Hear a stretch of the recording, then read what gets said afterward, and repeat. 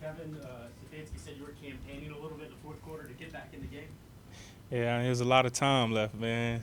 A lot of food on the plate there. So yeah, I was kind of anxious a little bit for sure. Hmm.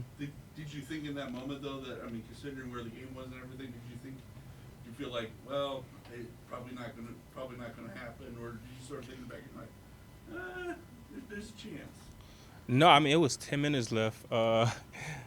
Um, just the rhythm of the game, the way it was flowing. I felt very confident that I could get, you know, 300. I'm not gonna lie to you. I mean, but it was cool. It was cool. I'm glad we got the dub. After the first play, did you think this was going to be a big day for you and him? Um, yeah, I mean, obviously as a receiver, you always wanna make big plays early. You wanna touch the ball, as soon as you can. So from the first play of the game, when we saw the game plan yesterday, I knew I had a chance to get that ball. You know, based on the coverages that they play, and it kind of worked out how I expected it to. Yeah. What was it about the Texans coverage that allowed you to have such a big game? When you drop a game plan for every team, you draw up the plays based on the coverages that they run. They ran a lot of cover four, a lot of cover three, and we just tried to draw up plays to take advantage of it. Amari, in the realm of you spending years and months getting on the same page with quarterbacks going all the way back to high school, how have you and Joe done this in 3 weeks? Honestly, man, to be completely candid, I would attribute most of it to Joe. I mean, he just has an incredible feel for the game. He has an incredible arm. I think, obviously, with the relationship between the receiver and the quarterback, it's a symbiotic relationship. But he, it's just like the best way to explain it is like we mesh well together. Amari, how bummed were you when you got taken out and you weren't going to have a chance to get this record? On a day like today, it's like you deserve that record. I didn't know what the record was, Oh, you didn't honestly. know at that time? No, I didn't know what the record was. I wasn't chasing the record. I just, it was so much time left that I was like, I could accomplish a lot more. So that's what I was more so anxious about. And when you got it, and knowing that you did get it, So how while did I you was out, the Texans were trying to, make a comeback, and the next thing you know, it was like you going back in, and then that's when I was aware of the record because a couple people told me, and fortunate enough to go get it. It's something, truthfully, if I'm being candid, I don't take it for granted. 300 is a special Yeah, it number. is. That's what you mentioned 300. Yeah, I mean, why not? I mean, honestly, the way I look at it from an individual perspective, I always go into the game trying to get 100 yards first, right? And then once I eclipse that, I'm like, okay, 200. It kind of keeps me motivated throughout the course of the game. Amari, Michael Jordan used to say if the rim would get, was it one of those days like the rim just was real big to you? Yeah, I've heard that analogy before. It felt exactly like that, to be honest. It just, it seemed, not to disrespect their defensive backs, but it seemed like everything was, flowing well, and it kind of seemed a little bit easier. How much did that fourth down catch you had on the sideline where, Joe's on the verge of getting sacked, and he said he just sort of sees you out of the perfect. How did that kind of sum up? Which one? Which one? The one when he was going down? Yeah. On your He's sideline, Yeah. on your sideline where he's going down, he just sort of throws it, and you get 2 feet in. I think I'm. It was It was before on you. the 19th. It was right before your touchdown. Oh, yeah. Oh, yeah. So Joe, the thing I noticed about Joe, even though we've only been playing with each other for a short period of time, last game I realized his arm strength because I saw a couple plays where he was going down similar to that, and he was still able to get the ball out with great accuracy. So on that play, I saw that he was going down.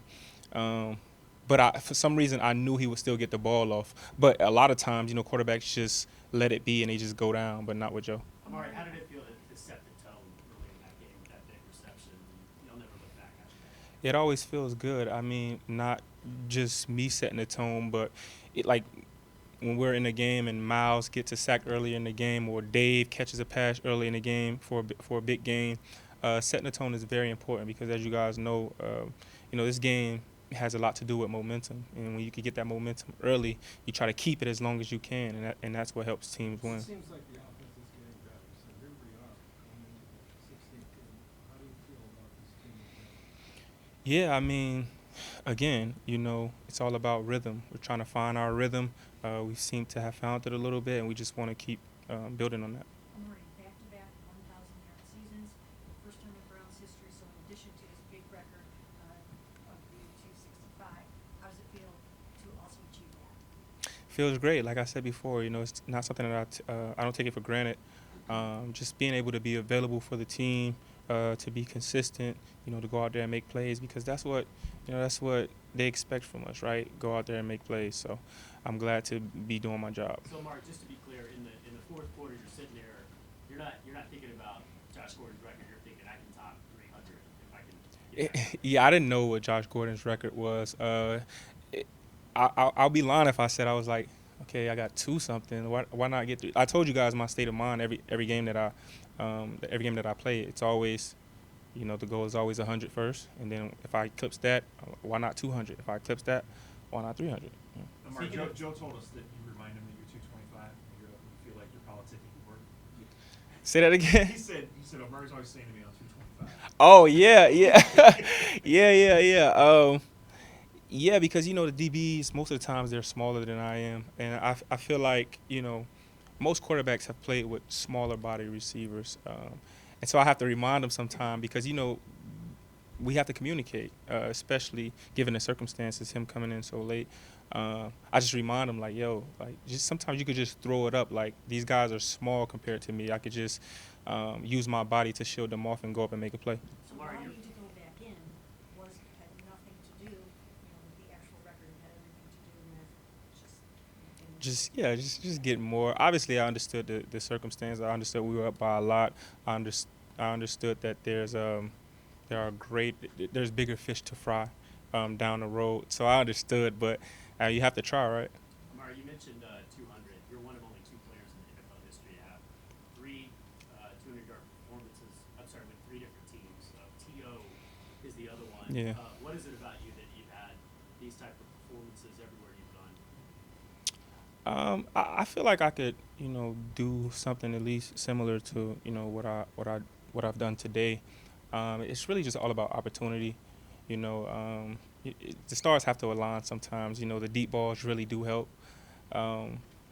But it's just a testament to you never know. You never know. It's any given Sunday. Like, I came down on one play and kind of got banged up. And, generally if somebody kind of gets banged up, they're like, they don't know what they can do after that. But I just kept going.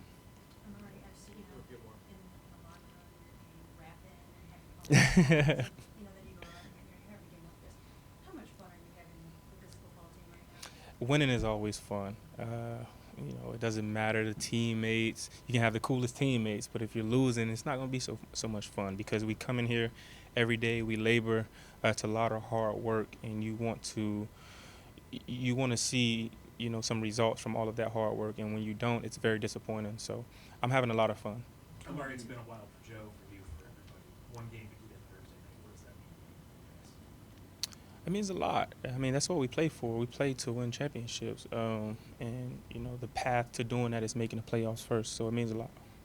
How far can you guys go? How far can Joe Flacco, now that he's come in here, take this football team coupled with this defense? I mean, it depends. Like I said before, it's really any given Sunday. You have to play your best football on game day, and that's what we preach. That's why Coach Stefanski, he always preaches 1-0 every week. Like nothing else matters. Nothing else matters. The past, way in the future doesn't matter. It's all about where your feet are, and so we try to just go 1-0 every week.